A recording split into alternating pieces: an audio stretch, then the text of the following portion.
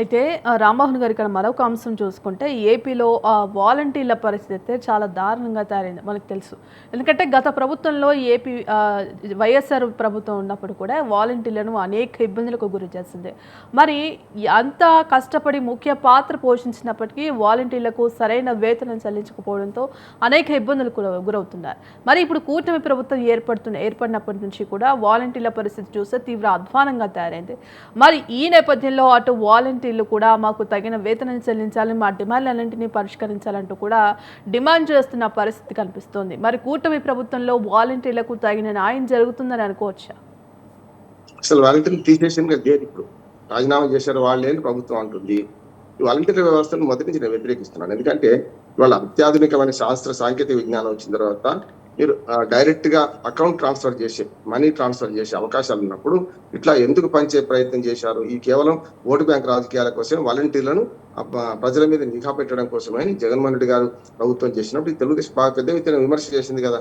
అంతేందుకు వాలంటీర్లను పవన్ కళ్యాణ్ అవమానించారు. ఇప్పుడు ఎవరికి చెప్పారంటే వీళ్ళందరూ హ్యూమన్ ట్రాఫికింగ్ చేస్తున్నారని, ఆడపిల్లని ఎత్తుకపోతున్నారని, విదేశాలకు తరలిస్తున్నారని, వ్యభిచారానికి ప్రోత్సహిస్తున్నారని రకరకాల ఆరోపణలు చేశారు కదా. వాటికి ఏమీ ఆధారం లేవు. పవన్ కళ్యాణ్ గారి మీద కూడా అప్పుడు కేసులు అయింది పోలీస్ స్టేషన్లో. కానీ ఈ ప్రభుత్వం ఏమన్నదంటే వాలంటీర్లను తీసేస్తామన్నది ఆనాడు తన మేనిఫెస్టోలో మొదలు చెప్పింది వాలంటీర్లు తీసేస్తామని.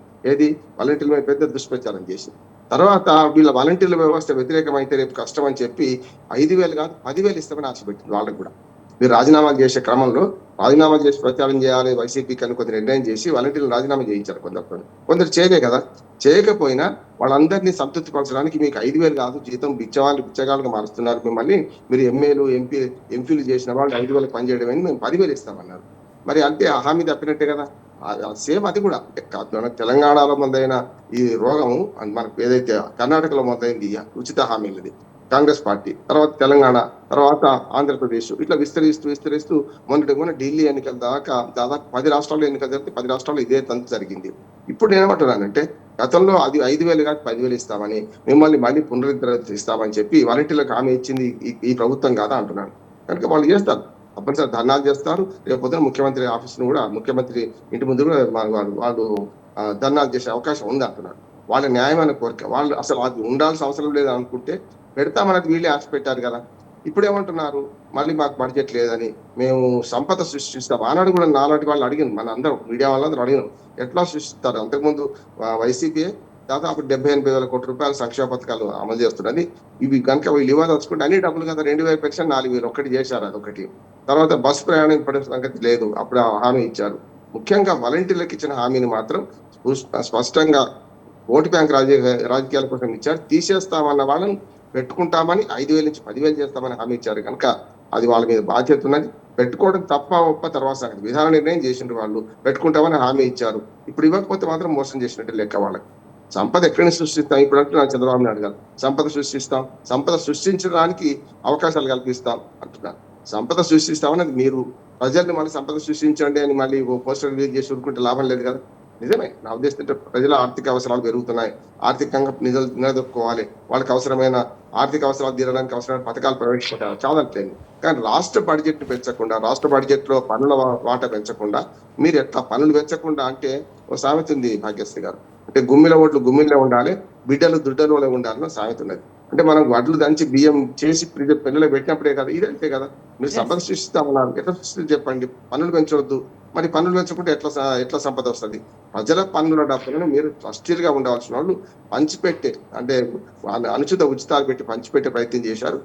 సేమ్ తెలుగుదేశం పార్టీ కూడా కూటమి కట్టిన వాళ్ళకి నమ్మకం లేకుంటే అధికారంలోకి వస్తామో రామో కనుక జగన్మోహన్ రెడ్డి గారు బటన్ నొక్కి ఓట్లు పడుతున్నాయి కదా, మేము కూడా బటన్ నొక్కుతాం అనుకున్నారు, అది ఫెయిల్ అయింది.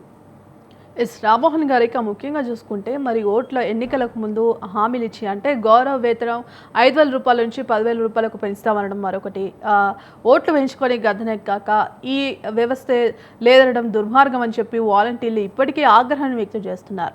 మరి హామీలు నిలుపుకోకుంటే, ఇచ్చిన హామీలు అమలు చేయకపోతే స్థానిక సంస్థల ఎన్నికల్లో మా సత్తా చాటుతాం అంటూ కూడా వాలంటీర్లు హెచ్చరిస్తున్న పరిస్థితి కనిపిస్తోంది. మరి ఇదే కొనసాగితే స్థానిక సంస్థల ఎన్నికల్లో ఇటు కూటమి ప్రభుత్వానికి కొంత ఎదురయ్యే అవకాశం ఏమైనా కనిపిస్తుందంటారా?